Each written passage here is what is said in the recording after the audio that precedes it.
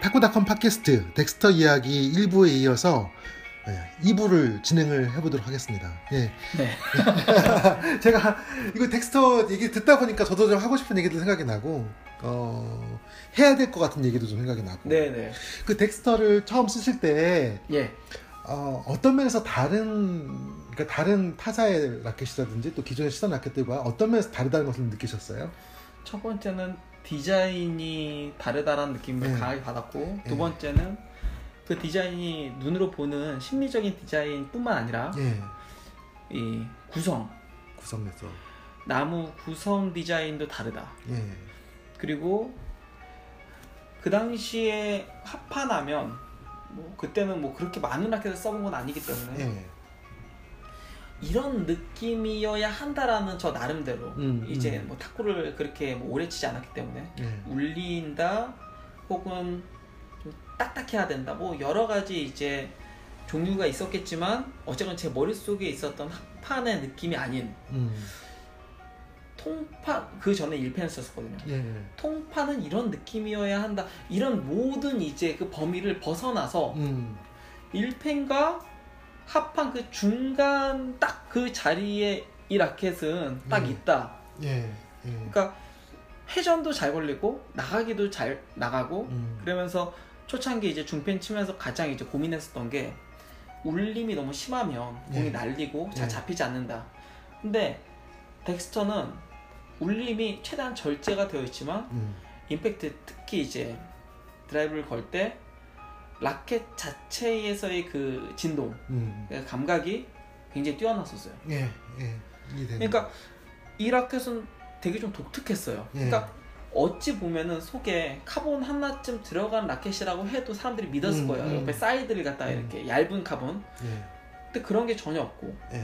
근데 쳤을 때는 합판이라고 하기에는 이게 딱딱한 게 아니라 좀 질기다고 해야 되나? 좀 쫄깃쫄깃한 그런 느낌이 좀 있고. 근데 또 회전을 걸 때는 너무 잘 묻어주고. 그런 여러 가지 느낌을 받아서 이 라켓은 되게 독특하다는 느낌 많이 받았죠. 그래요.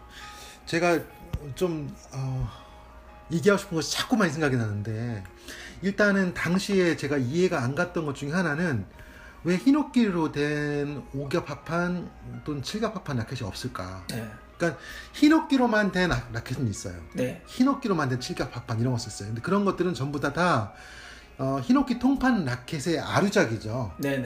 아류작의 개념이고, 히노키 표층하고 다른 목재를 섞어서 5겹 합판, 7겹 합판 개념이 거의 없었단 말이에요. 근데 당시에 그 탁구 라켓 시장은, 쉐이크핸드 라켓 시장은 크게 보면 양분돼 있었는데, 하나는 스틱하고 하나는 이제 일본 그 합판, 히노키 합판 라켓들이에요. 그런데 당시의 개념으로는 이랬어요. 그러니까 제가 이해할 때는 그래요. 많은 사람들이 1펜을 라켓을 쓰다가 일본 브랜드들의 문제죠. 다 1펜을 썼단 말이에요, 일본은. 근데 그 당시엔 다 9mm를 썼어요. 그리고 이제 한국은 이제 10mm를 썼는데 일본은 9mm를 썼죠. 9mm를 라켓을 썼는데, 히노키는 사실 나무가 무른 나무예요.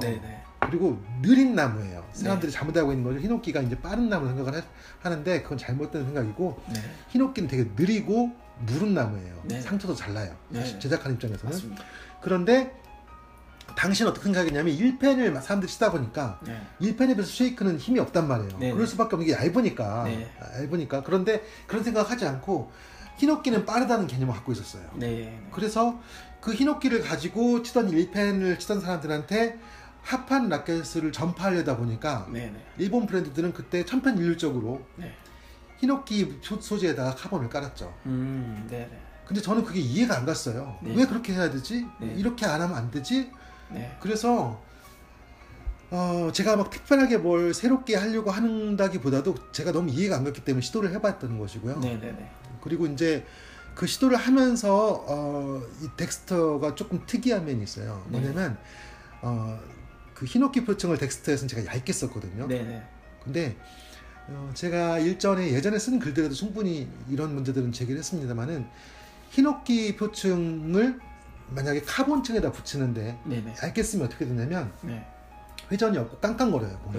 깡깡거리고 회전이 없고, 그리고 그 히노키의 성질을 다 드러나지 못해요. 네. 그러니까 이게 무슨 얘기냐면 예를 들어서 아이오스 표면이라든지 또는 뭐 그 화이트 애쉬, 네. 뭐 저기 리썸에 썼던 화이트 애쉬라든지 그리고 또 많이 사용되는 림바, 코토 이런 재질들이요. 적정한 두께 이상이 되어야 그 목재의 성질을 나타내거든요. 예를 들면은 에베놀즈라든지 또 로즈우드에 사용되는 그 표층 소재들 있잖아요. 스티가의 유명한 하드우드들. 그런 하드우드들은 조금 두껍게 사용하면 공이 안 나가고 먹먹해져 버려요. 그렇죠, 맞습니다. 그러니까 그 밑에 아무리 많은 걸 깔아도요, 다 먹먹해져 버려요. 그래서 그거는 굉장히 얇게 쓸 수밖에 없고, 코토도 사실 그렇죠. 코토도 두껍게 쓰면은 목재의 성질이 안 나버리죠. 림바의 경우는 약간 특이한데, 림바는 얇게 쓸 때 하고 두껍게 쓸 때하고 성질이 조금 달라요. 그런데 이제 이런 것들을 아주 디테일하게 연구를 해야 되는데, 제가 이제 보면 지금도 그렇지만은 그 당시는 더 심했죠. 그러니까 뭐 카피를 해서 만드는 수많은 중국의 라켓들이 있는데 목재만 똑같이 사용하면 되는 줄 알아요. 그러니까 뭐 스티가의 라켓을 유명한 라켓을 본따서 그대로 만드는데, 그런데 그 구성 그대로만 가져오면 되는 게 아니고 표층의 두께가 있단 말이에요. 똑같이 에보니 목재를 써서 에베놀즈를 본따서 만들어도 표층이 조금만 두꺼우면 먹먹한 라켓이 돼버리거든요. 그러니까 여기서 제가 한 가지만 좀 추가로 이야기를 드리면, 저도 라켓을 만들어봤고, 그리고 이 부분에 이야기 드리고 싶은 거는, 이 방송을 들으시는 분들이 그럼 얇게 쓰면 되겠지, 얇게 쓰면 되는구나. 근데 그게 그렇게 쉬운 게 아니라는 거예요. 왜냐하면 맞아요. 얇으면 내구성이 떨어져요. 그리고 내구성도 떨어지고 감각도 또 달라져요. 감각도 그렇고 내구성이 떨어지고, 그리고 그 내구성이라는 게 우선 사용을 할 수 없을 정도의 내구성이 될 수 있어요. 그리고 두꺼운 거, 여기 두꺼운 거로 이야기했을 때 코토층의 이제 이야기들을 사람들이 예전에 좀 많이 했었는데, 스티가의 그 오펜시브 클래식과 그것을 이제 좀 발전형으로 이제 워킹 시리즈로 올라가면서 코토층이 두꺼워졌다, 표층이 두꺼워졌다 라는 이야기가 있었어요. 실제로 두껍고. 근데 그 많은 분들이 이제 이걸 꼭 아셔야 되는데, 두께가 두껍다고 좋은 게 아니고 얇다고 좋은 게 아니에요. 그렇죠. 이 부분에 대한 디테일한 생각과, 그리고 또 이 목재를 어떻게 가공을 하는지, 그리고 어떻게 접착을 하는지, 이 부분에 대해서 굉장히 여러 가지 이제 고민들과 연구들이 있어야 되거든요. 그럼요. 그러니까 이게 지금 사장님 이야기를 들으시는 분들 중에 얇게 써야 되는구나, 이 정도는 아니라는 거예요. 이게 너무 얇아도 안 되고 너무 두꺼워도 안 된다는 거죠. 적정 두께가 있어요. 덱스터 얘기를 제가 돌아가면은, 덱스터를 쓸 때 제가 이제 얇다고 얘기하는 것은 한니발이나 오스카에 비해서 얇게 썼다는 얘기예요. 그런데 그 뒤에 받침하는 나무 층과의 그 조화에 의해서 그 얇은 것의 효과가, 그러니까 얇으면서 일어날 수 있는 그런 히노키의 성질을 잃어버리는 면이 조금 약화된 거죠. 제가 표현이 좀 어려웠던 것 같은데, 쉽게 얘기하면 히노키 표층을 쓰는데, 히노키 카본 라켓을 만드는데 중국에 굉장히 많거든요. 근데 쳐보면 깡깡거리면서 공이 날리는 라켓이 굉장히 많아요. 근데 그런 라켓들을 보면 히노키 표층, 물론 이제 좋은 히노키 표층이 아닌 경우도 있어요. 뭐 대만산이라든지 뭐 또 요즘에는 그 북미산 히노키를 사용하는 경우도 많으니까. 근데 그런 라켓들이 대부분 그 일정 수준 이상의 두께를 가져야 회전을 만들어내는데, 그 로우 데이터 자체를 모르다 보니까 중국 업체들이 구성만 그냥 딴 거죠. 그래서 얇게 쓰게 됐는데, 그게 아주 근소한 차이예요. 그러니까 지금 이제 라켓 개발을 할 때에는, 제가 라켓 개발할 때에는 0.1mm 단위로 표층이라든지 중층을 구성을 하거든요. 근데 0.1mm 단위가 정말 그렇게 공장에서 편차 없이 할 수 있느냐? 사실은 편차가 있긴 있어요. 있긴 있는데, 그래도 제가 만들어내는 그 레시피에서 그 어떤 구성에서, 라켓 구성에서 그것을 어느 정도까지 세분화해서 하느냐에 따라서 실제 결과물은 많이 달라져요. 그렇죠. 그런데 그 덱스터를 만들 때에는 히노키 밑에 목재가 받침이 되기 때문에요. 굉장히 실험적인 상태예요. 물론 이제 그 결과를 가지고 제가 오스카로 넘어갔죠. 그 결과를 가지고 오스카로 넘어가면서 히노키의 뒤에 목재를 받칠 때 이게 어떤 형태의 두께를 해야 되는구나, 이걸 제가 이제 다시 알아봤는데, 근데 제가 이제 정확한 수치는 말씀 안 드리는데 왜냐하면 이게 나중에 돋보기로 봐도요 알 수가 없어요. 왜 알 수가 없냐면 접착제가 들어가서 거기가 뭉개지거든요. 그래서 돋보기로 본다 정확하게 밝혀지지 않아요. 그래서 저도 지금 경쟁업체들이 이 방송을 듣고 따라할 수 있기 때문에 구체적으로 말씀을 안 드리는데 덱스터는 굉장히 실험적인 라켓이었어요. 히노키 표층을 두껍게 가져가면 분명히 그것은 카본 라켓은 좋을 수 있어요. 왜냐하면 카본 라켓이 그 뒤에 나오는 목재와 이 히노키 사이에 절연 효과를 가져오거든요. 그래서 히노키는 히노키 독자적으로 회전과 감각과 모든 걸 다 구현을 해야 돼요. 그래서 한니발의 경우는 히노키 표층이 상당히 두꺼워요. 특히 저는 이제 다른 회사 라켓보다도 당시 유명했던 뭐 프리모라치 카본이라든지 이런 라켓보다도 더 두껍게 가져갔어요. 그게 이제 지금 한니발이 타사에 비해서 좀 부드럽다라고 하는데 상당히 영향을 미치는 굉장히 조금의 차이지만 그런데 그 덱스터의 경우는요 이제 과제가 거꾸로인 거죠. 이것을 뒤에 목재를 받쳐서 히노키를 쓰는데 만약에 히노키를 두껍게 가져가면 이제 히노키가 너무 두꺼우면 카본층이 없는 상태에서 이 히노키층과 뒤에 목재가 함께 연동을 하면서 성격을 만들어낼 건데 그러면은 히노키가 반발력이 없고 먹먹해질 수 있는 가능성이 또 생기는 거예요. 그리고 라켓 개발하는 게 저는 그런 얘기도 가끔씩 들어요. 어떤 분들이 이제 그런 얘기를 하는데 좋은 라켓, 나쁜 라켓이 있는 게 아니고 자기한테 맞는 라켓, 안 맞는 라켓이 있는 것이다. 뭐 라켓 개발하는 사람 입장에서 그렇게 말을 해주면 고맙죠. 자기가 잘못 만들어도 어느 누군가의 가치가 있는 라켓이다라는 얘기니까. 근데 저는 절대 그 말에 동의하잖아요. 좋은 라켓이 있고 나쁜 라켓이 있어요. 그리고 넥시는 하나의 라켓을 출시하기 전에 나쁜 라켓들을 엄청 많이 폐기처분해요. 뭐 루프 드라이브님은 저희 사무실에 오셔서 많이 보셨으니까 아시겠지만은 근데 정말 하나의 좋은 라켓을 만들기 위해서 수없이 많은 나쁜 라켓을 폐기처분할 수밖에 없어요. 덱스터도 그런 과정을 통해서 나왔고 그게 굉장히 아이디어란 조합이에요. 세컨드 그러니까 두 번째 층과 첫 번째 층이 아주 아이디어하게 조합이 돼서 아까 말씀하신 것처럼 카본이 안 들어갔음에도 불구하고 빠르고 심지어 약간 카본 들어간 라켓처럼 그러니까 스티가의 그 뭐라고 하죠? 스티가에서 쓰는 그런 틴 카본, 얇은 카본류가 들어간 것처럼 상당한 느낌을 받으실 거예요. 그 당시에 받으실 때. 그러니까 제가 목표로 한 것은 스티가적인 목재 감각에다가 히노키의 성능을 더하는 거였거든요. 근데 그게 덱스터에서 어떻게 보면 굉장히 어려운 돌파 과제였고요.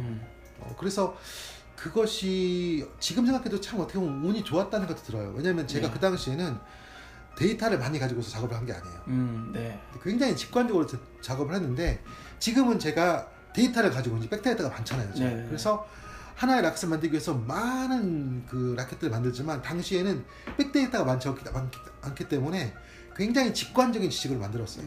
그런데 몇 차례 만에 거기까지 도달할 수 있었어요. 그 신기한 일이 왜냐하면 제가 만약에 1세대 라켓을 만들면서 많은 샘플을 만들고 많이 실패를 했으면은 그 당시에 저에 대한 신뢰도 문제가 있고 제품들이 연달아서 바로바로 좋게 나와야 되는데 근데 이제 굉장히 빠른 시간 내에 연작들을 제가 출시를 했고 그것이 이전의 라켓보다도 이전의 라켓과 어떤 동등한 정도의 가치를 가지고 계속 나왔기 때문에 소비자들에게 그게 어떻게 보면은 그 브랜드로서 인식이 된 거거든요. 그러니까 지금 제가 생각해봤을 때 사장님 이야기에서 몇 가지 이제 딱 이제 드는 생각이요. 우선 한니발의 그 표층은 두껍다. 거기에 공감이 들고요. 첫 번째 그 표층 봤을 때 꽤 두툼했었던 느낌이 있어요. 약간의 차이지만 그리고 육안으로도 식별될 거예요. 또 하나는 이게 직관이라는 이야기를 사용하셨지만 그렇게 해서 사실 라켓을 만드는 회사들이 많아요. 제가 이제 옆에서 보거나 또 주워 들은 이야기들은. 근데 성공할 수 있는 라켓들이 많지 않아요. 그런 라켓들의 특징은 금방 단종돼요. 그리고 그 라켓의 데이터를 가지고 그 다음 라켓이 만들어지는데 그렇게 시작한 라켓들 중에 첫 단추가 잘못 끼워져서 새롭게 나온 라켓들이 연작으로 계속 엉망인 라켓들이 정말 많아요. 그래요. 그리고 또 하나는 덱스터 라켓에서 지금 사장님이 그냥 뭐 어떻게 뭐 직관적으로 운이 좋고 이런 얘기를 갖다 하셨지만 하지만 그 과정이 결코 쉽거나 그렇죠. 짧진 않았다라는 생각이 그 말은 드는 맞아요. 게 왜냐면 제가 생각할 때 그 라켓을 만들기 전까지 제가 말씀 끊어서 죄송합니다. 네, 근데 진짜로 처음 만들었던 그 라켓들은요 2년에 걸쳐서 제작한 게 아니고 네. 탁구 사업 시작하기 전부터 생각하고 있던 것들이 반영이 되는 거예요. 그러니까 그거는 어떻게 보면 제가 평생에 걸쳐서 탁구를 처음 해서 제가 20대부터 탁구를 쳤으니까 20살 때부터 네. 그때부터 제가 갖고 싶었던 라켓들이 1세대에 바로 반영이 된 거예요. 네. 그러니까 2세대로 가면서부터는 그거를 극복하는 과정이고 네. 1세대는 제가 탁구 동호인으로서 탁구를 치면서 네. 내가 이런 라켓이 있었으면 좋겠다라고 네. 했던 것들이 바로 출시가 됐기 때문에 그 개발 기간에 비해서는 그 숙성 기간이 짧지만 네. 개발 기간은 길다고 볼 수도 있는 라켓들이죠. 그러니까 이 팟캐스트를 들으시다 보면은 나는 히노키 표층을 갖고 있는 그 특수 소재가 없는 합판 라켓 알고 있는데 갖고 있는데 하시는 분들 계실 거예요. 근데 저도 그렇죠. 있었어요. 그 안드로사에서 나온 아. 라켓도 비슷한 이제 컨셉이에요. 예. 근데 이거를 생각해야 돼요. 덱스터와 그 외에 히노키 표층을 가진 순수 합판과는 다르다라는 게 핵심이에요. 제가 이야기를 드리고 싶은 거는 대부분 히노키 표층을 갖고 있는 라켓들이 카본 라켓을 만드는 혹은 좀 더 뭐 정확하게 이야기를 하면은 그 코르벨 류에 튕겨나가는 그 이제 이 성질을 예. 히노키로 잡아주려는 요 두 그렇죠. 가지를 갖다가 하다 보니까 도리어 언밸런스한 그 감각을 만들어내는 라켓들이 좀 있어요. 사실 다 실패했어요. 그 제가 더 정확히 얘기 드리면 덱스터나 컬러 이전, 그러니까 제가 이제 그 이전의 라켓들은 모르겠어요. 제가 네. 그 당시 백데이터가 없었는데 네. 그 이후에 제가 봤을 때는 아마 네, 안드로에서 만들었다고 하더라도 네. 북미산 히노키 아닌가 싶기도 하고요. 그거를 떠나서 네. 히노키를 사용을 할 때 일반 소비자가 원하는 것은 늘러붙는 감각과 늘러붙는다라는 것이 왜 중요하냐면 손맛을 위해서가 아니라 공의 무게감을 전달하는 데 있어서 늘러붙는 감각이 굉장히 이제 좋은 그렇죠. 실제 각도도 다르고요. 예, 맞는 각도가 좋은 달라요. 그 이제 도움을 줘요. 그리고 이 무게감을 주기 위해서는 공이 너무 빨리 튕겨나가면 안 되거든요. 확실하게 잡혀줘야 되는데 맞아요. 대부분 이제 덱스터가 아닌 일반적인 라켓들은 굉장히 좀 탄력적이고 잘 튕겨나가는 거에다 억지로 공을 잡아주기 위해서 히노키를 쓰는 개념이라면 덱스터는 기본 뭐 이 라켓 자체가 단단한 느낌인데 공을 잘 잡아주는 그러면서도 늘러붙는 느낌이 있다 보니까 이걸 치면서 1펜과 합판 그 중간의 위치가 이 라켓이 딱 추구하는 위치라는 것을 누구나 다 알 정도로 이 색깔이 확실해요. 그 앞에서 이제 일부에서 이야기했던 컬러보다 제가 덱스터를 더 좋아하는 거는 컬러 라켓은 사실은 시기상 굉장히 좋은 그 파트너를 만났어요. 그 제니우스라는 러버와 함께 이제 그렇죠. 컬러가 한동안, 나왔는데 맞아요. 그 제니우스가 사실은 컬러와 조합을 해서 40mm 그 셀볼에서 굉장히 큰 이제 성공과 그리고 여러 가지 이제 그런 것들을 이제 줬는데 지금 현 시점에서 사실 컬러 라켓으로 저도 쳐봤는데 뻔 느낌이 살짝 부족해요.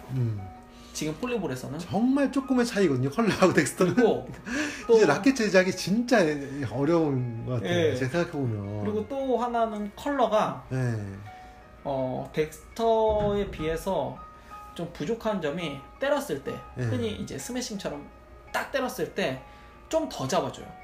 공을. 맞아요. 그러니까 그게 차이예요. 원래 그 당시 하고 싶었던 게 그거. 그러니까 덱스터를 극단적인 형태의 오겹 합판으로 제가 세팅을 하고 나니까 유럽 시장에 제가 이제 알리려고 할 때 그때 보편적인 오겹 합판으로서의 조금 더 덱스터의 2형 버전이라고 할까요? 네네. 그것이 필요했기 때문에 컬러를 만들었는데 사실은 진짜로 현미경으로 봐야 차이가 보일걸요? 네. 그만큼 두 개의 블레이드 차이가 없는데도 치는 사람들 입장에서는 굉장히 큰 차이를 느껴요. 그러니까 두 개를 신기할 정도로 치면은 네. 우선 저는 컬러는 지금도 싫어요. 싫어요.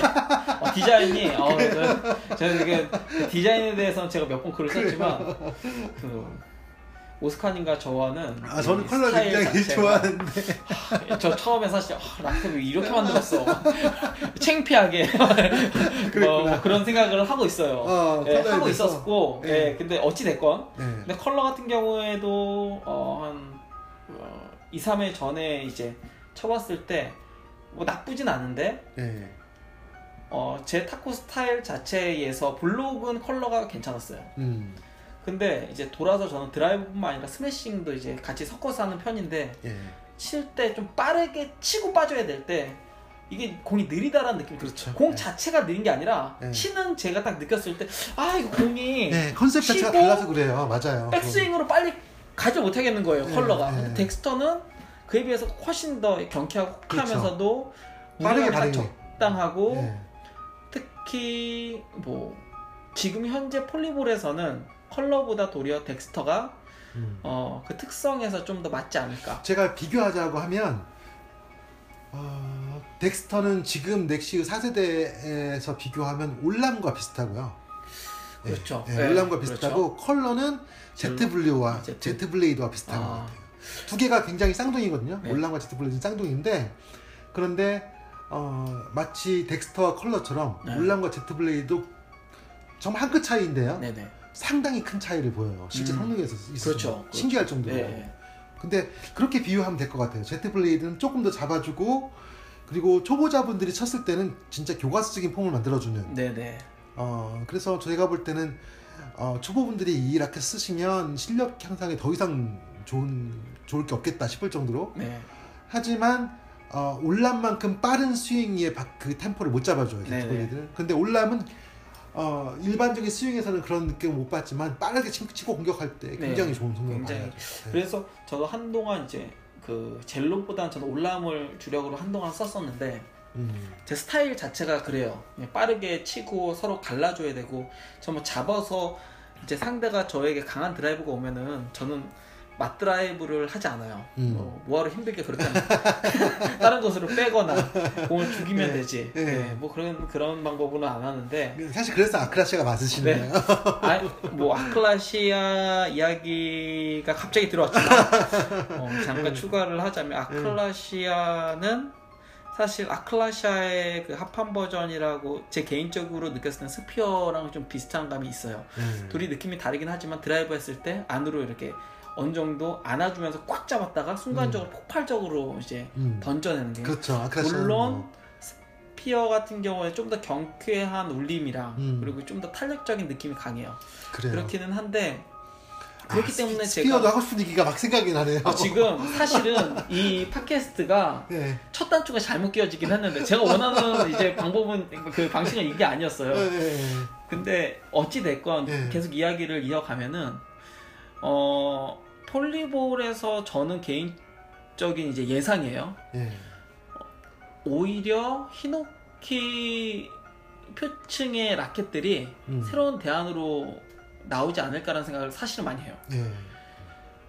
지금 제가 이제 원하는 이제 성질은 그 림바 표층이나 좀 부드럽지만 좀 경쾌한 짧게 공이 떨어지는 그리고 강한 임팩트에서 좀 잡아줄 수 있는 그런 특징의 라켓들을 좋아해요. 그런 면에서는 젤롯은 저랑은 크게 이제 잘 맞진 않았어요. 오히려 잘 튕겨주는 느낌이 저는 좋기 때문에. 근데 폴리볼에서 늘 이제 사람들이 아쉬워하는 것은 무게감이에요. 무게감. 공에 맞는 무게감. 근데 이 무게감을 만들기 위해서는 물리적으로 어떤 이제 뭐 방법 뭐 이런 것도 중요하겠지만 감각이 생각보다 꽤 중요하다고 생각이 들어요. 감각으로 인해서 스윙의 각도가 달라지고 임팩트의 방법이 달라지고 사람이 느껴지는 감각에 따라서 공이 구질이 달라지거든요. 그런 면에서 이 히노키 표층은 분명히 좋을 거라 생각이 들고 지금 넥시의 이제 뭐 간판 스타인 윤홍규 선수 같은 경우에도 계속 이제 히노키 쪽에 그 이제 브레이드를 쓰면서 충분히 어느 정도 히노키 라켓이 나쁘지는 않다라는 증명은 됐다고 생각이 들어요. 왜냐면 그 라켓이 나쁘면 쓰지도 않았을 뿐더러 성적을 못 냈을 테니까. 덱스터 이야기 한 번 더 해야 될 것 같은데요. 3부 갈까요? 잠시만요. 근데 이 얘기를 하려고 그래. 이 얘기만 하고 넘어갈게요. 조금 더 하고. 네. 이거 하면은 또. 아니 근데 끊고 가요. 끊고 가는 게 좋아요. 싫은데요. 끊습니다. 3부 갑니다. 네.